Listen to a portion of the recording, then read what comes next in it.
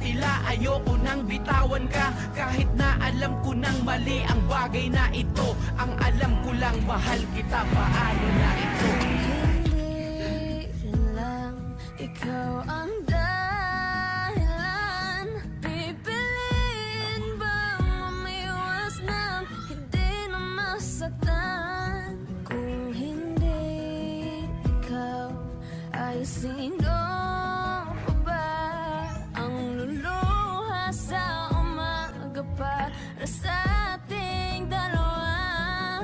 Paano ko mapipigilan kung ikaw lang ang mahal? Paano ka maiiwasan, di baling maging hangal? Ang alam ko lang ay masaya ako pag nandyan ka, walang problemang iniisip, lalo't pagkayakap ka at ganito.